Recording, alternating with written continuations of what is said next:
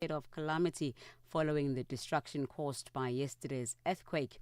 Rescuers are sifting through the rubble for survivors. Widely shared footage shows damage to buildings, churches, roads and bridges. Authorities are rushing to deliver aid and restore electricity and communication lines. For any news stories you'd like to share with us, please send us an email to newsroom@channelafrica.co.za or call us at +27 11 714 4459. Channel Africa News, I'm Onele Tsinzi. SABC News. The African Perspective. And coming up in your sports news this hour, Egypt suffers setback at the Under-20 FIFA World Cup out in Chile, while Gay Monfils will retire from tennis in 2026. I'll tell you why at the bottom of the hour. Africa Update with Lulu Gaboo, 12 to 1 p.m. Central African Time. It is 12:06 Central African Time, and we're coming to you live from Johannesburg in South Africa on DSTV's audio bouquet channel 802, OpenView channel 628, and on www.channelafrica.co.za, as well as on the SABC Plus app, available on the Apple and Google Play stores. Join us in conversation on our social media platforms. That's on X, Instagram, and subscribe on YouTube at Channel Africa 1. On Facebook at Channel Africa.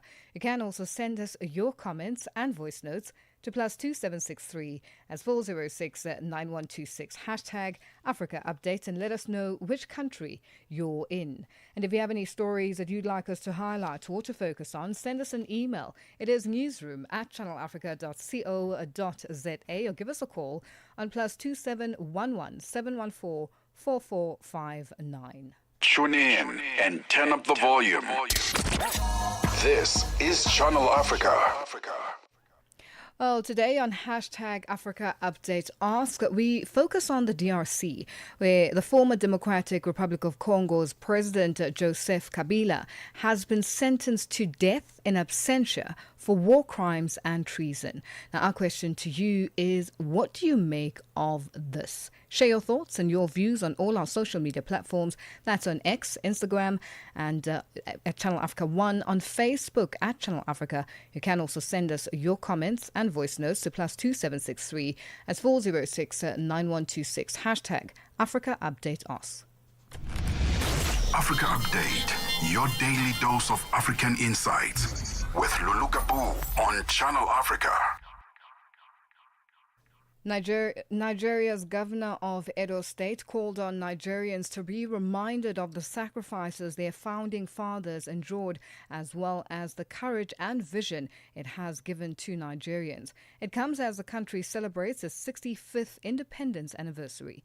Senator Monday Okpekbolo called it a day of pride, reflection, and renewed hope. Since I assumed office as your governor less than a year ago, I have carried in my heart the simple promise I made to you, to serve, not to rule. Together, we are on a journey of rebuilding Edo State into a land of peace, opportunity, and progress. We have worked hard to make Edo safer. We are rebuilding our roads, upgrading our schools and hospitals, and creating opportunities for our teeming youths. This is just the beginning, but they show that Edo is moving forward. We are grateful to the President and Commander-in-Chief, our father, President Ahmed Bola Tinubu, GCFR, for his effort to reposition Nigeria for greatness.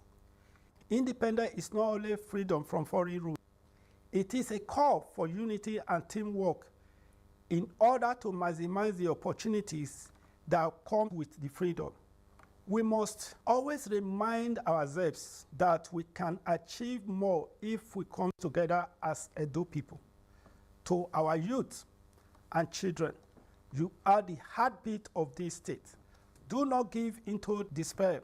Your energy and talent are the key to our future, and this government will continue to invest in you. My message today is simple and clear. A new Edo has risen. A new Nigeria has risen. Together with courage and dedication, nothing can stop us. Happy Independence Day, and may God bless Edo State. Long live Edo State. Long live Federal Republic of Nigeria. And that was Nigeria's governor of Edo State, Senator Monday Okpebholo, ending that report. Africa Update with Lulu Gaboo, 12 to 1 p.m. Central African Time. The former Democratic Republic of Congo's President Joseph Kabila has been sentenced to death in absentia for war crimes and treason. Kabila was convicted by a military court of treason, crimes against humanity and war crimes, charges he denies. According to the court, Kabila is the leader of the AFC M23 coalition, conducting inspections at training centers, overseeing rebel staff meetings, and directs hostilities against the DRC. Kabila's current whereabouts are unknown, and to unpack this for us, we are joined on the line by the head of our Kiswahili desk, Nixon Katembo. Nixon, good afternoon, and thank you for joining us on Africa Update. Good afternoon, Lulu, and good afternoon to our listeners. Now, Nixon, while the high military court sentenced the former president to death in absentia, his whereabouts are unknown. What now, and what does this mean? I think it points to the murky nature of the politics in the DRC in the sense that President Tshisekedi is trying to consolidate power while the country is burning, and where you need consensus and the diplomatic starts to prevail, then you lit fire on a person of influence such as former President Joseph Kabila, who, by the way, is very important and crucial to the peace processes in the DRC, given his stature and given his position towards the M23. And this might even put more fire on already a situation that is very tense in the country. Kabila has been accused of supporting the M23 for many years, and he has denied it on numerous occasions. Where exactly do these accusations come from? And you touch on something that's very key, the fact that the president of the DRC is seemingly focusing on not big issues, but there are bigger issues that should be getting the focus. I think those accusations emanate from Kabila's position. One, going to the M23 controlled area in eastern DRC, in particular in Goma. Two, declaring that when he left power, peaceful power, he said that he is not going, but he will come back. And I think that points to a position where he is likely to vie for political power. And the third is the aspect of the consolidation of power between, on the part of the President Tshisekedi. Remember, he wanted to change the constitution, the M23 took control of the town of Bukavu and Goma, therefore changing the calculus of changing the constitution and focusing on the mediation. That led to the Doha negotiations, the Luanda negotiations, as well as the American negotiated the mineral deal for peace. In other words, mortgaging the resources of the country just to secure his own power. So the latest is in the grand scheme, in my view, of President Tshisekedi to throw a work in the span in the works already of a situation that is complex. And I think this is going to be very difficult because in any event where diplomatic strategy has to be applied, in this case of the DRC, and to make sure that both negotiating sides reach a compromise instead of sentencing the former president to death, which might harden the position that those who are around him are see it as an affront on their position. And already remember, Lulu, that the M23 have issued a statement saying that these are trumped-up charges. It shows a lack of leadership in Kinshasa, and saying that it's now giving him reasons to march towards removing President Tshisekedi from power through the force of arms. So where necessary, that diplomacy should have been the key cornerstone of any negotiations between the parties. Instead, the sentencing of this former president is going likely to even complicate matters. Now, in terms of, as you say, it could lead to complications and instability in a nation that is already going through a crisis. What now needs to happen? How should Kabila handle this death sentence that he's now being given by the military court in absentia? How should he then respond to this? I think the only way to respond to this death sentence is the removal of President Tshisekedi from power. I don't see any other way that Kabila can employ. Remember, all his assets have been freezed by the government. You talk about the Kingakati farm, his interest in mining, his interest in aviation, his interest in retail in Kinshasa are already under control of the government, and that creates a serious problem where you have a former president with a huge following being treated in this manner. And in the remainder, you have to bring it back home here in South Africa, where there was a compromise between the former apartheid government as well as the ANC that was coming in power for the sake of the stability and development of the country, despite the fact that not all parties were happy about the negotiations. And I think this is, in my view, what should have been the position of the government in trying to make sure that they bring everyone together to find a solution to the problem that the country is facing, instead of witch hunt that the government is currently going on. President Tshisekedi himself, his mandate is ending in 2028. I wonder whether when he go out of power, what political precedent is setting, because that which is he applied to former president can virtually apply to himself. And I think it's high time to look at the interest of the country as a nation to prosper democratically and peacefully, so to end the wars and to put the country towards the economic path of development, rather than looking at the interest of political elite and fighting among themselves through the use of courts, through the use of force of arms, rather than looking at the broader prospect for the country itself. Yeah. Well, Nixon, we are going to have to leave it there for today. Thank you for joining us on Africa Update. That's the head of our Kiswahili desk, Nixon Katembo, ending that discussion. It is 19 after 12 Central African time, and today on hashtag Africa Update Ask, we focus on the Democratic Republic of Congo as former President Joseph Kabila having been sentenced to death in absentia for war crimes and treason. Now, our question to you today on hashtag Africa Update Ask is, what do you make of this? Share your thoughts and your views on all our social media platforms. That's on X, Instagram at Channel Africa 1, on Facebook at Channel Africa. You can also send us your comments and voice notes to +2763.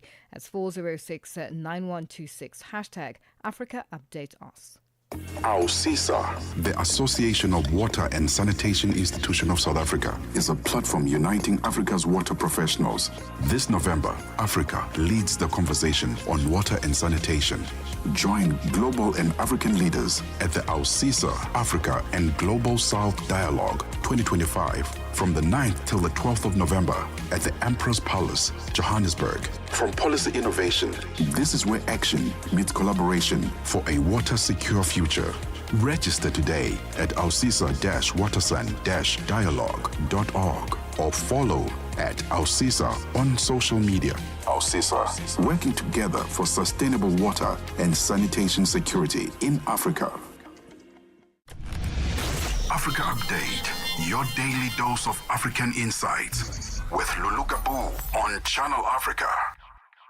Youth-led protests in Morocco demanding better healthcare and education turned violent on Tuesday night as clashes broke out with security forces in several cities, marking the fourth straight day of unrest. Hundreds of mostly young demonstrators gathered in the southern towns of Inzagane, Ait Amira and Tiznit in the eastern city of Aouja and in Tamara near the capital Rabat. Tutongobeni has more. Violent clashes broke out in several Moroccan cities late Tuesday after days of protests over health and education reforms.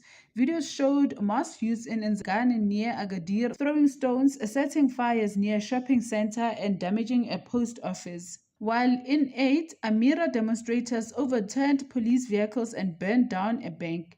Witnesses told Reuters that in Tiznit, dozens of youths hurled stones at officers who tried to disperse the rally. State news agency MAP reported that a protester in Oujda was seriously injured after being hit by a security force car.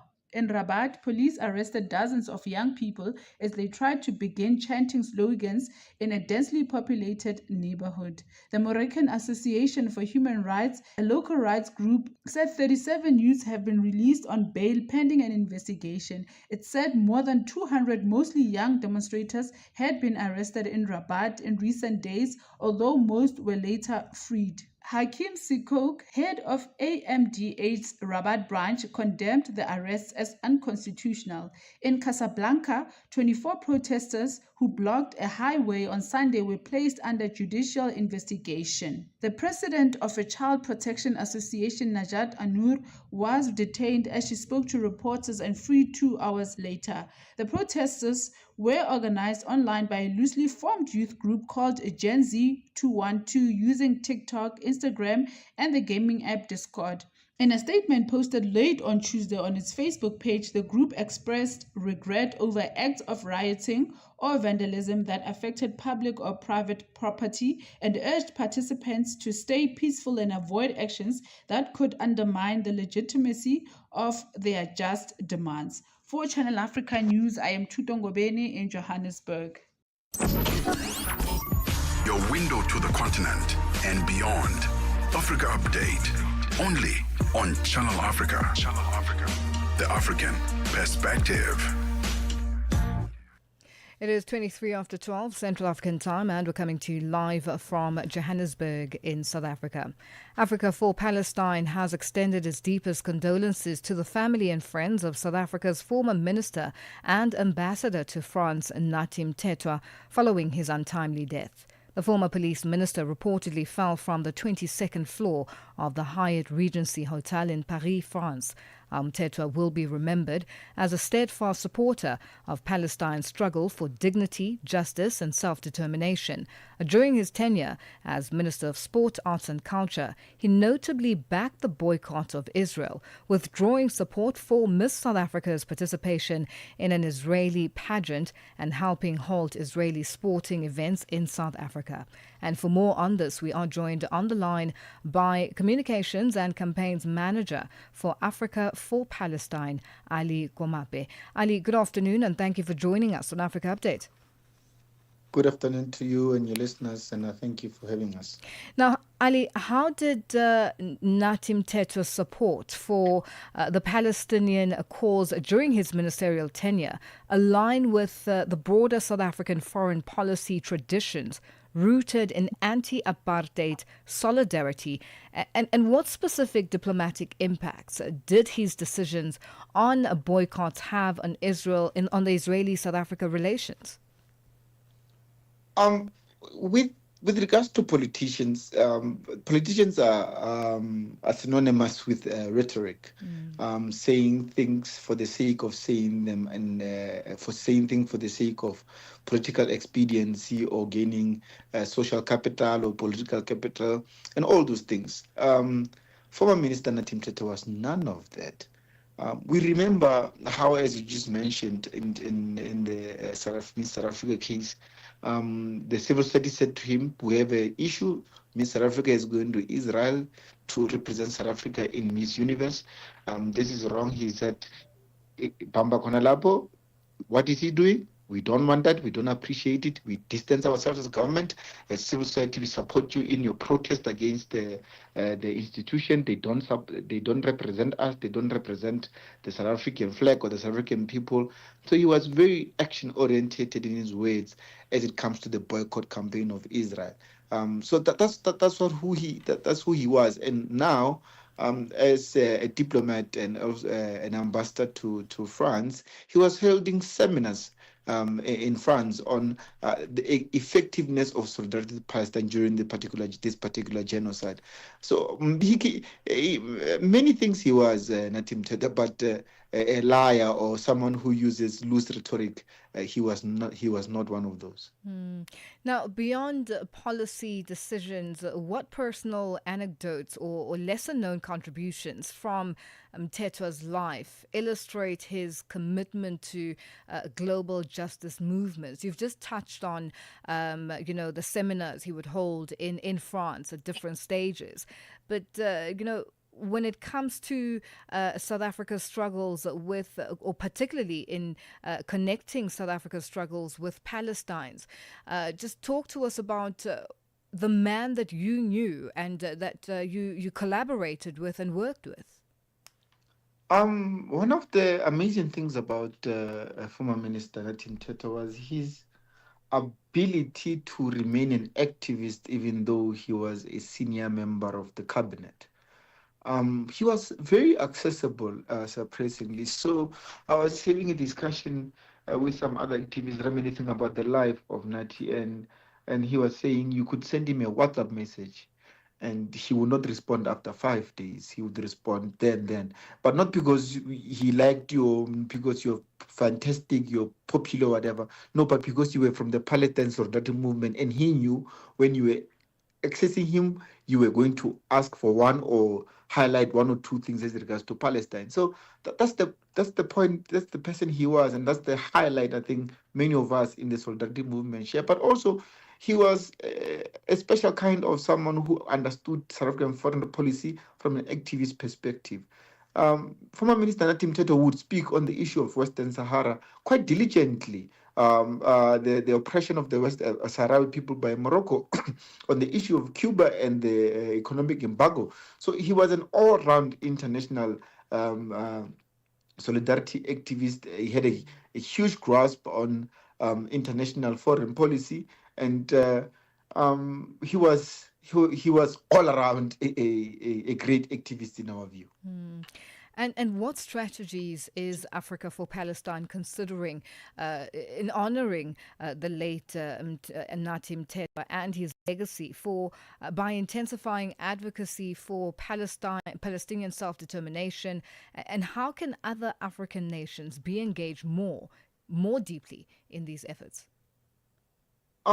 Firstly, your last sentiment is quite insightful. That African leaders and African continents must really learn from Natim Tete. Another example is we had a team from a rugby team from Israel that wanted to come and have a friendly game with the Springboks.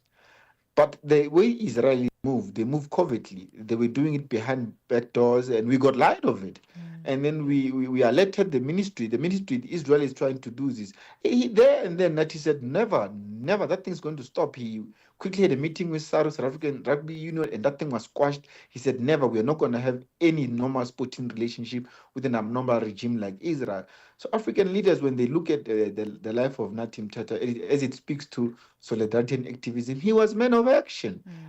He walked the talk. He did not stand on podiums and say free Palestine, but the next day he was at the gala dinner with the South African Jewish Board of Deputies, like we see with other political leaders. He was a man of his word, and we think that African leaders can learn that from him, and on his legacy. And I think his life and his activism is not in isolation. He's part of a long list of people who have left this current world, but whose activism for Palestine speaks volume. People like Nelson Mandela, people like Fini Jinyala, people like Dennis Goldberg. Those people have passed on, but we continue from where they left off. We are going to continue where Natim Tota left off. We're not going to forget his legacy, and by celebrating him, we're going to intensify our efforts of solidarity with Palestine.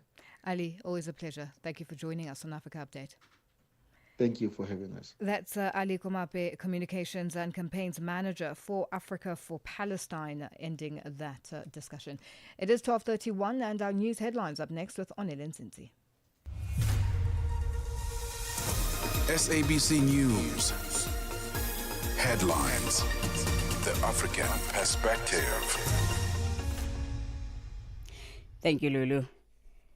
South Africa's Firebrand Economic Freedom Fighter Party leader, Julius Malema, says he is going to appeal the guilty verdict against him, which was handed down by the East London Magistrate Court in the Eastern Cape Province. Malema was found guilty for unlawful possession of a firearm, ammunition, and discharging a firearm in public during the EFF's 5th anniversary celebrations.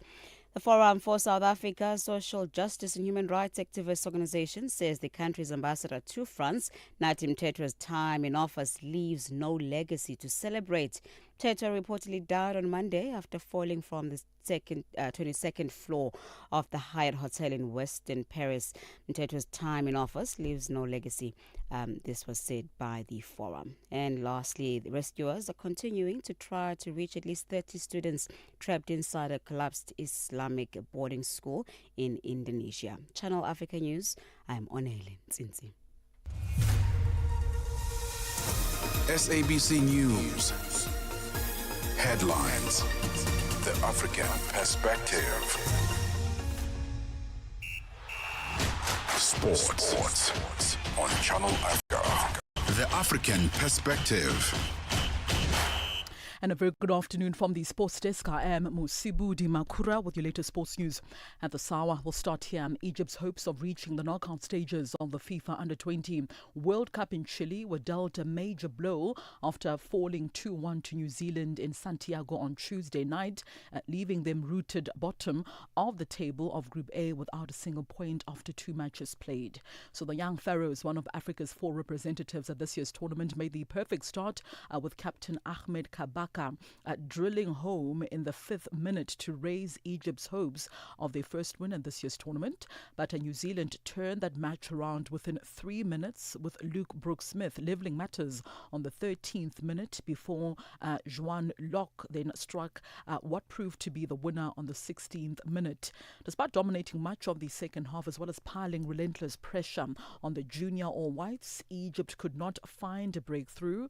That result leaves Egypt bottom of the group after their opening defeat to Japan, with the final group stage match against the host Chile coming up next, and that's a must-win game for the Egyptian side. Well, we'll stay with football news. South Africa's CAF Champions League contenders are gearing up for a testing start to their 2025-2026 campaigns. South African side Mamelodi Sundowns will lock horns with Nigeria's Remo Stars, while Orlando Pirates will face a demanding away fixture against FC Saint Ilopopo in the Democratic Republic of Congo. Now, both ties are part of the second preliminary round stages of the CAF Champions League. The first legs are scheduled for the 18th of October, with the return fixture fixtures the following weekend. Meanwhile, 2 other South African teams are bracing for a challenging start in the CAF Confederation Cup second preliminary round, as Stellenbosch FC are up against FC 15 de Agosto de Akonebe of Equatorial Guinea, while another South African side, Kaizer Chiefs, will await the outcome of the clash between AS Simba of the Democratic Republic of Congo and Jabal FC of the Comoros Islands. Now, both fixtures are slated for mid-October, with the coveted spot in the group stages hanging in the balance for both South African teams. Further field now, Liverpool captain Virgil van Dijk called for improvement and an end to silly errors after his side went down 1-0 to Galatasaray in the Champions League and suffered the loss of goalkeeper Alisson due to injury. Now, that defeat is Liverpool's second in a row after the Premier League leaders lost their 100% record to Crystal Palace just this past weekend in the Premier League. So Liverpool lost out to an early penalty slotted home by Victor Osimhen in a game played in an intimidating conundrum of a stadium after fireworks had been let off outside and the team hotel, overnight. Now, manager Arne Slot says he is disappointed, but the performance is still a lot better than last Saturday, and also saying it came down to the fine margins, with the team not far from what their level was just last season when they won their 20th Premier League title. On rugby news now, Springbok coach Rassie Erasmus has named a fairly settled team with just one change to the starting 15 for the Rugby Championship decider against Argentina at Twickenham Stadium in London this coming Saturday. So Oxenchair is now back in the number 1 jersey, in the only change, to the starting team, with scrum half Grant Williams, centre Jesse Creel, as well as hooker Bongi Mbonambi all on the bench. Erasmus says the Boks are still searching for the perfect game despite thrashing Argentina 67-13 in Durban in the KwaZulu-Natal province in the penultimate round this past weekend. We're all obviously chasing the perfect game, and last Saturday wasn't the perfect game. I mean, 60 minutes into the game, the game was actually in the balance, but I think the way the set phases go and the way the defense went, eventually guys could use the individual skills within the structure. And finally, in tennis news, one of France's most popular tennis figures, Gaël Monfils, had announced earlier on today that he will retire at the end of next season after spending more than 20 years on the tour. So the former world number 6 issued a personal statement on his social media account in which he paid a touching tribute to his family and those who have supported him throughout his career. Monfils is married to fellow player, that is Elina Siftolina, and together they do have a daughter. Now, during his career, Monfils won 13 tour titles, with his most recent triumph earlier this year in Auckland, where he became the oldest ATP tour level champion since Ken Roswell back in 1977.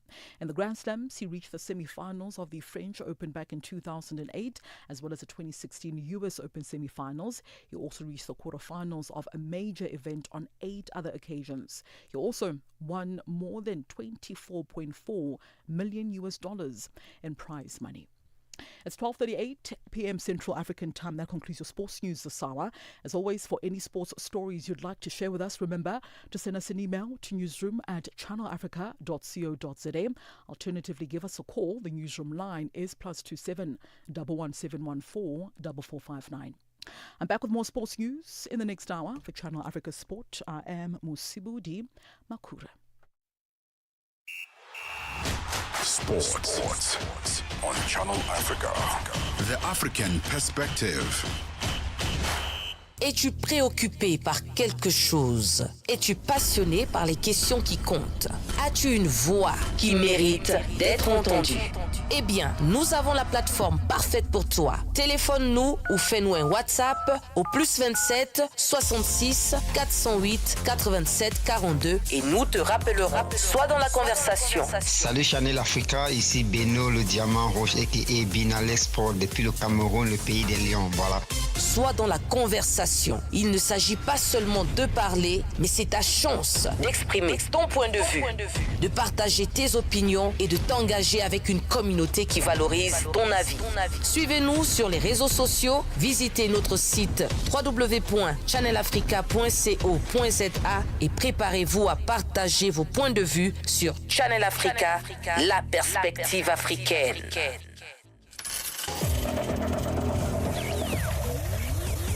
Business News on Channel Africa. The African Perspective. Thank you. Good afternoon. With your business update, I am Chanduko Ligege.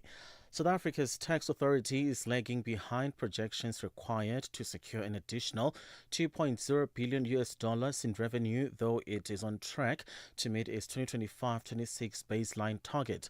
The South African Revenue Service has collected approximately $22 billion so far this fiscal year, surpassing the $2 billion needed to meet its baseline goal of $5.7 billion, which the debt collection agency achieved in the 2024-25 fiscal year. However, the collections fall short of the $2.8 billion needed to stay on course for the higher target aimed at easing fiscal pressures. Finance Minister Enoch Godongwana has warned that spending cuts may be unavoidable if revenue fails to meet expectations. Slight fuel price hikes in South Africa have come into effect. A litre of 93-octane petrol has increased by 1 cent, while 95-octane is up by 8 cents per litre. However, diesel has decreased by between 8 and 10 South African cents a litre, while eliminating paraffin dropped by 15 cents a litre at retail level. Spokesperson for the Department of Minerals and Petroleum Resources, Robert Mage, says the adjustments can be attributed to various factors during the period under review. The reasons are slight increase in the prices of Brent crude oil during the period under review. The international prices of all petroleum products decreased on average during the period under review. The rand appreciated on average against the US dollar and cushioned the fuel prices by 14 to 15 cents per litre.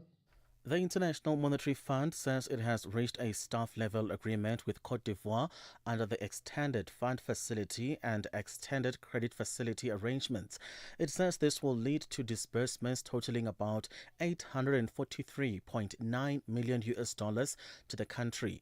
Côte d'Ivoire joined the IMF in 1963.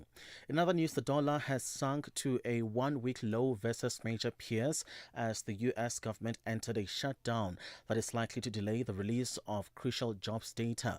Government funding expired at midnight in Washington after Republicans and Democrats failed to agree a last-minute interim deal. Senate Republican leader John Thune says the chamber would vote again on the House-passed measure on Wednesday. The UN's appealed to Afghanistan's Taliban rulers to immediately restore internet and telecom services, which they severed across the country on Monday.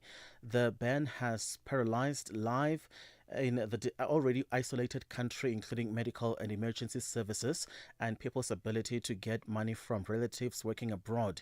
A young woman told the BBC her only means of education online no longer existed and she now feels helpless. My two sisters and I were studying online. We used to stay updated on news and technology through the internet, but now we cannot keep up or learn new skills. We dreamed of finishing our education and helping our father financially, but now we all sit at home doing nothing. $1 in Nigeria is trading at 1,000 naira 482. In Botswana, 13 pula 20. Kenya, the dollar is 128 shilling 401. In Zambia, 23 kwacha 80. BRICS countries, $1 in Brazil is at 5.32. Russia, 82 rubles 68. India, 88 rupees 79. China, 71.12. South Africa, 17 rand 26 cents. $1 is 74 pence to the British pound and 85 to the euro. Looking at commodities, gold is at $3,889. Platinum at $1,584 per ounce. The price of Brent crude oil is at $66.47 a barrel. That is all for now. For any business stories you'd like to share with us, please send us an email to newsroom@channelafrica.co.za, or you can call us on +27 11 714 4459. For Channel Africa Business News, I am Chanduko Ligege.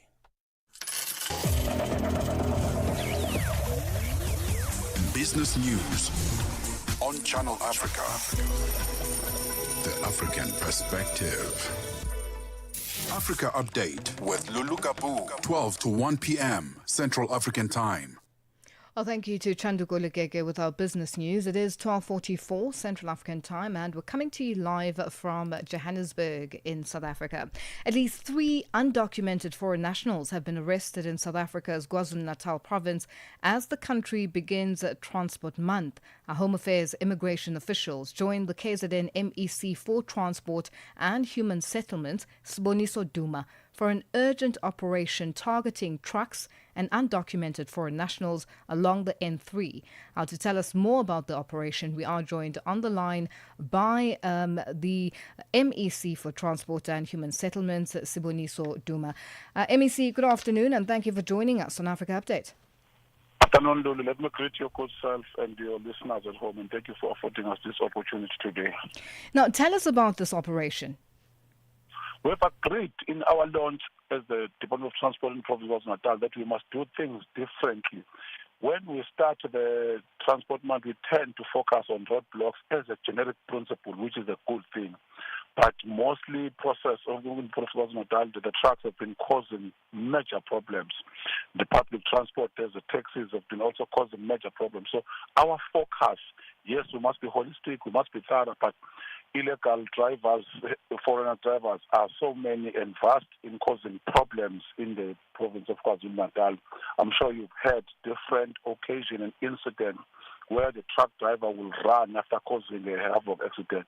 Recently in Cliffdales, there was a Zambian driver, did not have any passport, no RDP, no medicals were ever done, but has been taken to custody himself. So we are saying that it's okay that we must arrest a driver.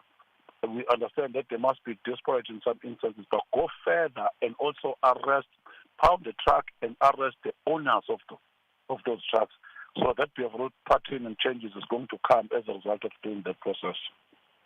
Now, the number that we are reporting is of people, of foreign nationals, undocumented foreign nationals, is 3 that have been arrested. Has the number increased since earlier today? In fact, the numbers currently, it was at 8, but those 3, it's something that we know that illegally there is nothing. Others we have to verify. We're glad and delighted that we spoke to Deputy Minister Nzuza, that in the province of KwaZulu-Natal, in the belt of Moy River in particular, we don't have the machinery from Home Affairs. So it becomes easier for them because they've got an dictation and almost all the machinery to do that. So they are well equipped, they are assisting us because we don't just randomly say you are foreign. You must be verified. Others will come even with fake documents.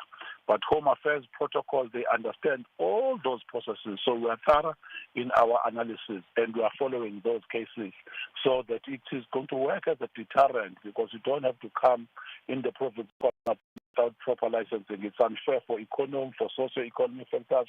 And as you might know, that in the Moy River, in particular, that toll plaza, you'll find people who are jamming the road as a result of the unemployment issues and other matters.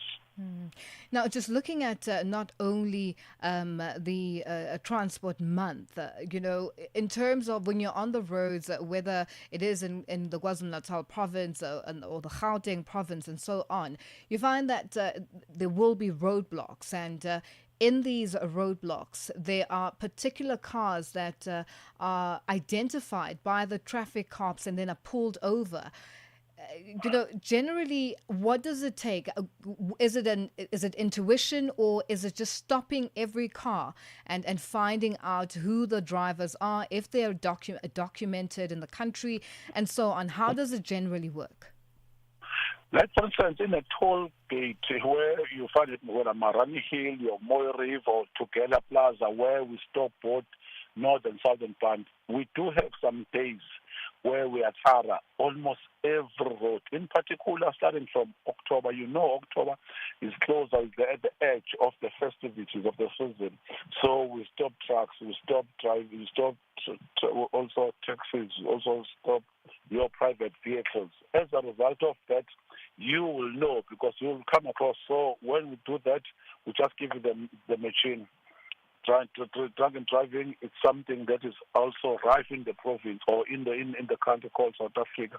We also check goods in some instances, the overload in trucks. So we are thorough. But in some instances, we'll do just what we call and refer as the random, that we'll be stopping the trucks today. We are focusing solely on the trucks. Probably 2 weeks down the line, we'll focus on the public passenger processes. So I think our focus is determined by what we want to achieve. But in the October month, when we do roadblocks, we don't take any prisoners. Everyone must stop. Everyone must be checked. Everyone must be verified at the same time. So it becomes easier as you approach the festive because we've already started the joint service. Today was Home Affairs and SAPS. So it means that when you have to do the arrest, SAPS is going to take you straight into custody. So Home Affairs is going to verify. So that's how meticulous we are becoming in ensuring that we change the outlook of this province going towards December. And just in wrapping up, MEC, with people based in the KwaZulu-Natal province or people coming into your province, traveling, whether it's at school holidays and so on, what message do you have for them? Everyone is responsible for the vehicle that is in and other vehicles that are surrounding you. You must ensure that the issue of visibility in the province of KwaZulu-Natal is what drives our efforts. Let us strengthen our relationship with fellow passengers, fellow drivers, and fellow motorists. So it is our duty in the province of KwaZulu-Natal. We try by all means to be warm, compliment each other, but ensure that we do deal with those who are not adhering to our laws. And we want to thank you so much for affording us the opportunity. Oh, MEC Duma, thank you so much for joining us. We'll leave it there for today. That's KwaZulu-Natal MEC for Transport and Human Settlements, Sibuliso Duma, joining us on the line. And now, with October month being a transport month in South Africa, a time dedicated to raising awareness about the importance of safe, reliable and sustainable transport in people's everyday lives. It's also a chance to highlight new ideas that can make getting around easier and greener.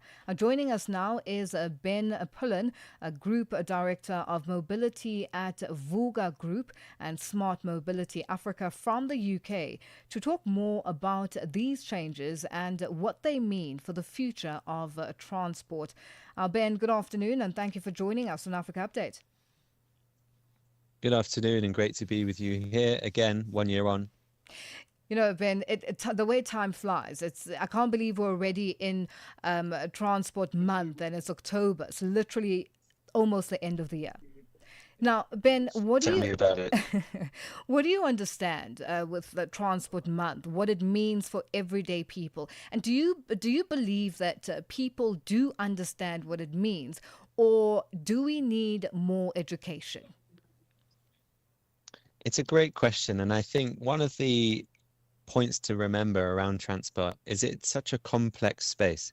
It's a really difficult industry to work in, and I think firstly we have to take our hat the public transport workers, whether they're in the authority level, operational, government level, or the private sector. It's a really environment of transport needs. You have rail, minibus, taxi. All right, Ben, if you can so much hear to think me, about. So I think Ben, I just wanted to make you aware, you are kind of disappearing and we're missing out on key, areas that you're touching on. And I hope Tracy can get you in a better connection and hopefully we'll be able to chat even further. Let's try again, Ben. Just continue what you were saying. Firstly, it's really important to just remember how complex transport is. So the first thing is really to take our hats off to those working in the transport sector. It's not an easy space to be in, and the stakeholders we have here at Smarter Mobility Africa today are really working, tirelessly day in, day out to make transport work for everyone. To your point around is the nation aware of October Transport Month and what it means? I think I would hope so. It's been running for many years. It's a great government initiative, really to put transport on the tip of everyone's tongue, to think what's working, what's not working, what more can we do? And it's a great opportunity to launch new initiatives, new products, new projects. And that's what we see throughout October Transport Month. So I think it's a fantastic month that we should all get behind and acknowledge what's been achieved, but more importantly, what more needs to be done. How can daily Everyone can access transport. Right, now Ben, how can daily commutes be made easier and safer? That's a good question, and it came up a lot this morning. We had a panel discussion that consisted of Santago, the Transport Authority of Gauteng, the City of Johannesburg. We even had Nairobi Minister of Mobility there, and it's a topic that came up. It's in everybody's mind. The question of how to do it is obviously the more difficult part, and there's lots of solutions on show here today, from security perspective, from just how we plan and deliver transport. But I can tell you, everyone's thinking about it and everyone's working on it. Just in simple terms, Ben, what is sustainable transport? And do you believe that as individuals in the country, for instance, do we pay attention? Do we pay enough attention to Transport Month and what it means? Because, at times you'll see people crossing, a road or a busy road and not really paying attention, but literally just running into the road. Do people understand what this means, or do we really need more to be done? Because sometimes you watch and you think, oh, wow, that was a close call. But is the individual really paying attention? I think success breeds success. And what we've seen is different projects, different new public transport modes being introduced, new awareness around how we should be operating on our pavements and roads. And so I think more education is needed, but certainly we're heading in the right direction. And there are so many new projects that have been introduced. If we look at the Gautrain, which is obviously one of the world-class projects that have been introduced. You have the Prasa Rail blue trains that have been introduced, these incredible electric trains. You have Johannesburg road agencies that is upgrading pavements and road infrastructure. So there's a lot of work to be done, but I do believe we're heading in the right direction, and the people will respond to that. And how can smart mobility improve access to opportunities? Yeah, well, surprising stat came out this morning that 40% of people in South Africa are still walking as their main mode of transport. That's how they move around. So I think it's about making sure that those people are delivered for first, and that they get access to different modes of mobility so that they can unlock the full potential of economic opportunities, job opportunities, and social opportunities. And that is what's being worked on. The Transport Authority of Gauteng is here today with a stage called Access Gauteng 2050, which is all about the vision for the next 25 years.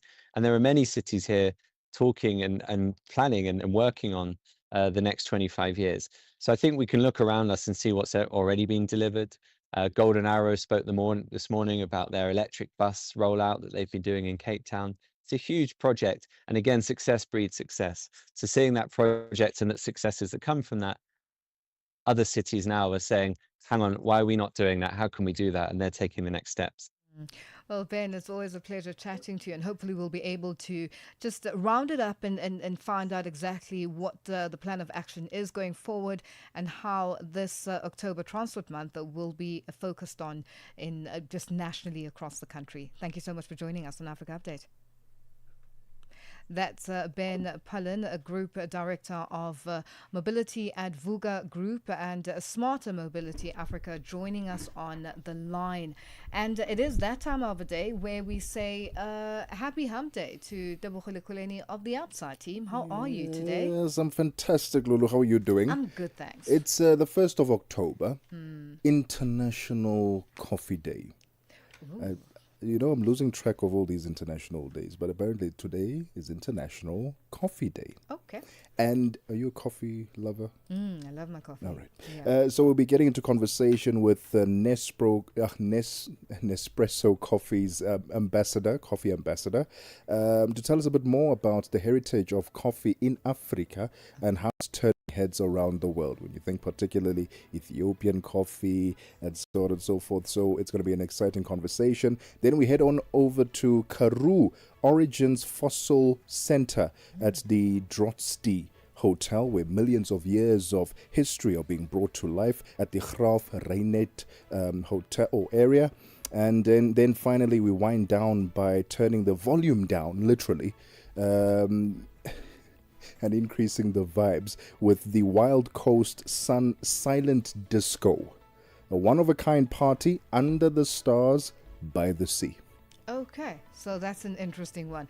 Something to look forward to on the upside coming up at the top of the hour with Tebogo Kuleni and Matsuko Musito. For myself, Lulu Gaboo and the Africa Update team, it's been a good one. Do stay tuned because I want to hear more about the coffee. So tune in and continue with us on our socials. Have a good one, and thank you to our producer, Tracy Bumgar, technical operator, and Dandulu Tuli, and social media, Spiso Klope and Talent Butelezi. Bye-bye. SABC News. The African Perspective. Looking at your top stories this hour.